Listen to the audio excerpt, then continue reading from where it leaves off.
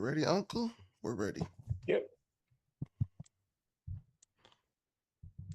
think you're on, Big Sam. You are on. Did you count me down or no? I did. You're good. Yep, he did. Oh, you did? Yeah. All right. Hey, all right, America. Hey, we're back. Our podcast, Big Sam and Nephews. Want to say thank everyone for listening and join our sports podcast. So we talk about sports exclusively, but we do have sometimes we'll venture off in some other areas too. But I want to tell you that Big Sam and Nephews, we have our cast characters. Is Javier, my nephew, is in Atlanta, and then my good friend Nathan is up in Sacramento.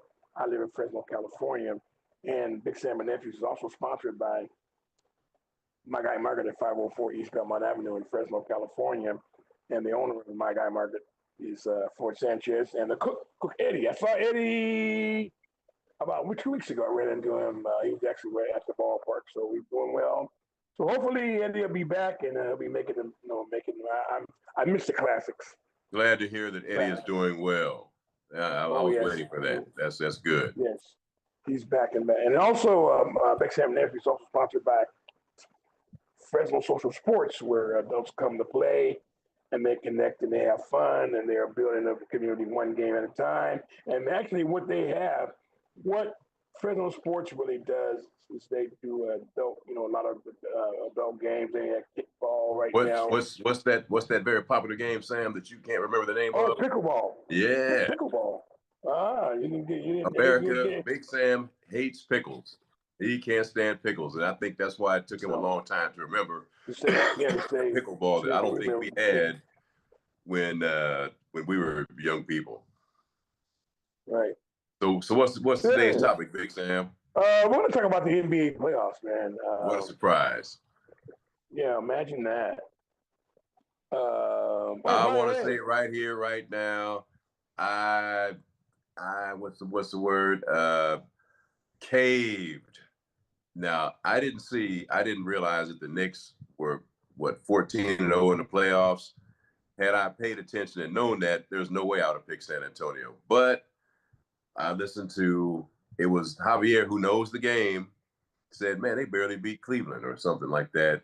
And how are they going to deal with they struggled with Wemby? They didn't struggle. They swept them. Anytime you sweep somebody, you didn't struggle. So what's that 14 games in a row in the playoffs?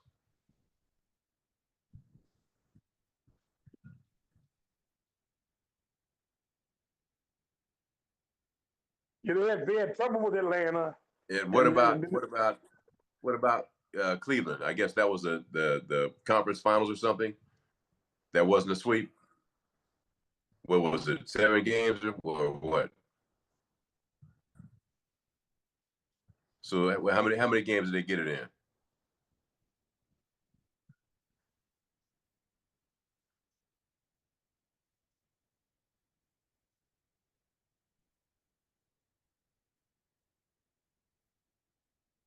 But tell me this. Yeah. Tell me this, folks. Did you all pick the Knicks to win?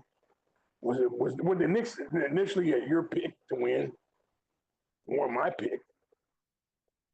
I picked and OKC. I caved.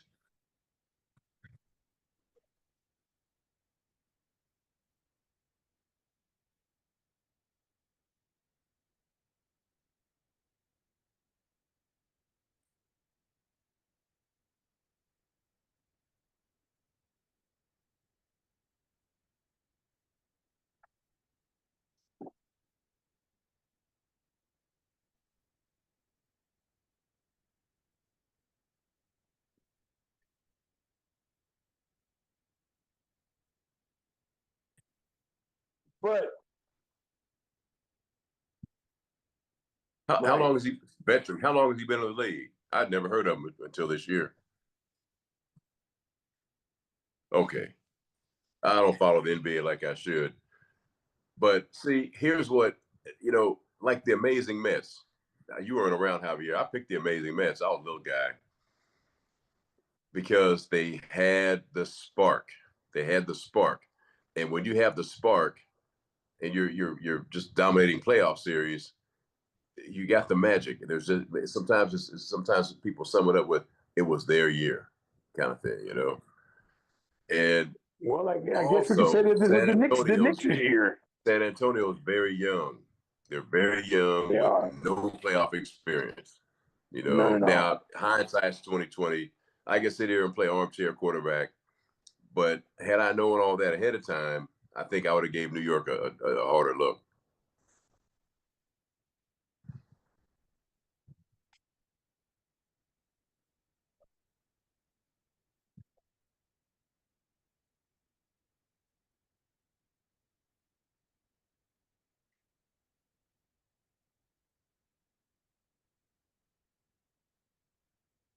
Ex-Kings coach Mike Brown. Yep.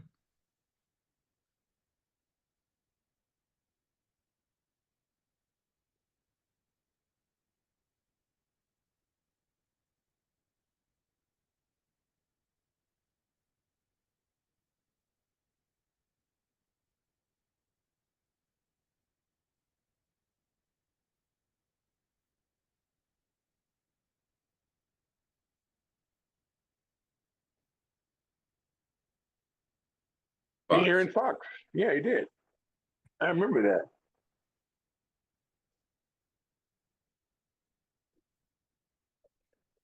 Poetic justice, you know.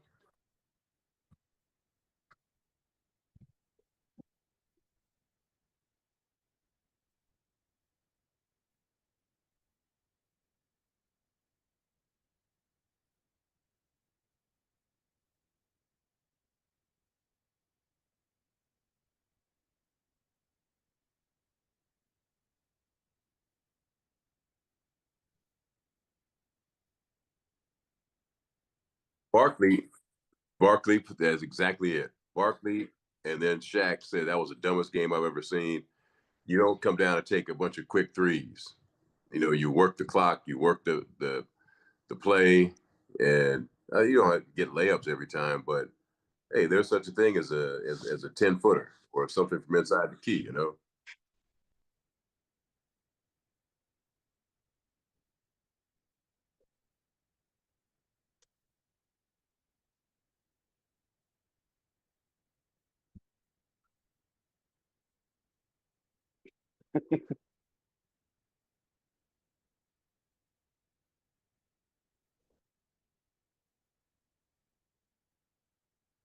He'll get better. He will get better. He will become unstoppable. Yeah, he's putting up some ridiculous. I mean, man, that guy's putting up some stats. You know. Yeah. Yeah. Right. Yeah. Left-handed Jordan. Yeah. But Brunson is a beast.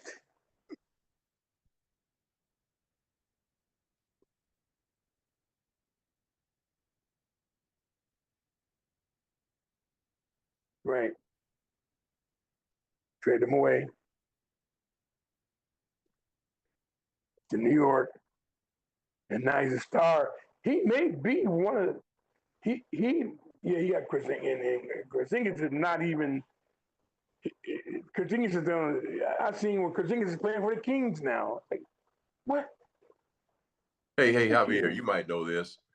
Whenever I hear Dallas and trade, it makes me think back to Don Nelson being the coach of Dallas, and Kid was dating Tony Braxton, and Jim Jackson, remember him? Cut his grass and started going out with her, and so Kid wouldn't pass Jackson the ball. So what's his name Nelson got smoked and traded Kid, which was probably a mistake.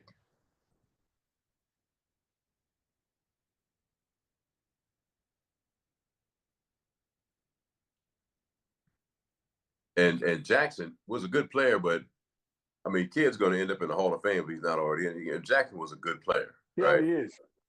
He might have traded the wrong guy, you know.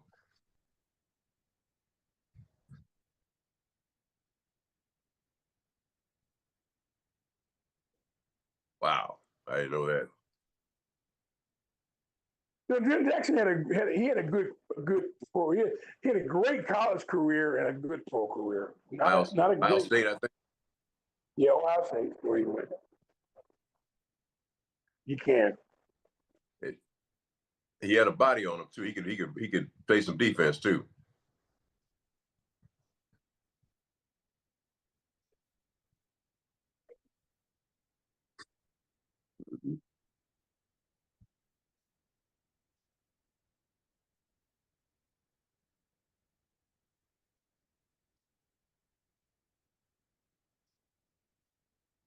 Mm-hmm.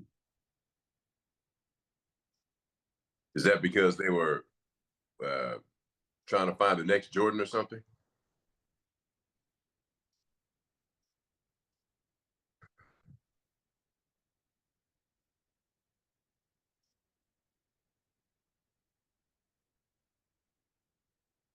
Yeah, that era changed. I remember there used to be a lot of them.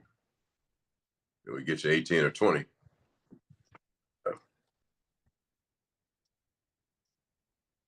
Yeah.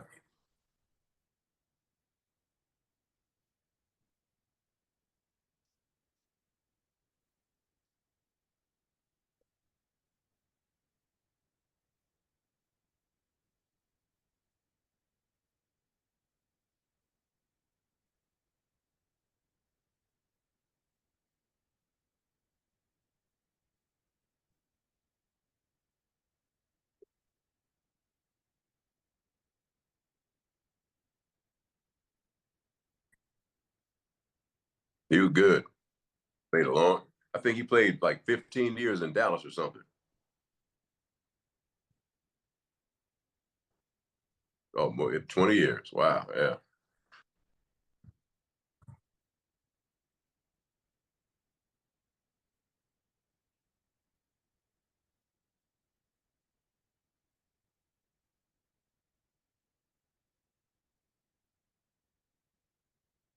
Shoot. Yeah. Yeah. So I don't know that New York is the kind of team because they wanted on so much just lightning in a bottle magic. I wouldn't necessarily just sort of arbitrarily make them the preemptive favorites for next year. I wouldn't. No, I wouldn't. I think the East is still wide open. Now I think the Who East is was number more one wide. seed Javier going in? It was the Pistons. Detroit. Right. And the Pistons lost to the Cavaliers. And the Cavaliers lost to the Knicks. That's what I'm saying. When the Pistons lost, and I was like, I think the East is open. And Boston also. When Boston lost, I think that was really when I was like, yo, Boston lost. I think that's the team that I would say Boston is probably just as little as I follow. You know, I'd kind of think Boston because they've been tough for a while and they're a very young team. Yeah, but now here goes the thing. Now the Knicks, they have camaraderie, they have stick to itiveness, they have everything that you want. And they want. got fans. And they got fans. They've been having fans, but I think what they were missing that glue. And now they have the whole glue to come together. Yeah. And now they know how to play together. And that was something that Cat Williams said in the interview. He was like, we were still learning how to play together. And now they know how to, hey man, you know what, Brunson, go get yours. I'm gonna get mine. And remember, I said that too, though. I was like, if Cat Williams plays well, which he did, if he shows up to be Cat Williams, then that's a different, if he shows up in attack mode, and he showed up in attack mode, then that gives the pressure off of Brunson early in the game. Then he doesn't have to do a lot. And then you. Well, let me ask you this. Why do you think the Knicks get so far behind so frequently? I mean, I think that in a lot of games, everybody shoots threes. So I think in a lot of games, a lot of teams are starting off hot. The Knicks don't shoot a lot of threes like that. No. They don't shoot threes like that. They don't shoot a lot. No. Not in abundance. Yeah. That's plausible. But I mean, if other teams are shooting threes and you're not shooting threes, and I don't know, 40% of the time the team is hot, I can see how that could get you a, 10 or 15 point lead, because that's nothing in the NBA, especially early. Right, because it's early. And it's a early. game of streaks and runs. Right. Right. But I mean, to be down 20 or more, like routinely, I think there's some sort of a flaw now. It's almost contradictory for me to then turn around and say, but they have this thing where they always come back, or almost always come back, like I've never seen before. Right. So, I kind of wonder if that's their stick, or if that's their MO to get down. Or Nathan, or could San Antonio just be a sporadic team? Because Well, they're young. San Antonio, They do that against everybody. The Knicks, I'm talking about. The one time I saw them play in the regular season, I just happened to, flip the channel and they were on side. Let me watch this, right? And it was fourth quarter. They were down a bunch of points, 15 or 18, and they came back and beat them. So I sent my buddy who's from Brooklyn text. I said, man, that's the biggest comeback I've ever seen, sort of thing. And so now they're doing that throughout the playoffs. Yeah, throughout the finals, and to win the final couple of games. I think finals. I think that could be a problem, to get that far behind for whatever reason, right? There's always going to be a reason. When it becomes a pattern, it's just not normal to come back from that far that frequently. I think that's a problem. I mean, I think in the finals, it was different, because in the play, I mean, in the last two series, they smoked everybody. They smoked about 20 every single game. So they were never down like that. I'm just looking at some stats. I mean, I think one game against the 76ers, they shot 37 threes and hit 20. So they shot it ridiculous. But other than that, it's like, okay, I think that when it comes nip tuck time, that third quarter, see, when you come into the third quarter and the Spurs and the next, they're going to have to push, and they have to make that push.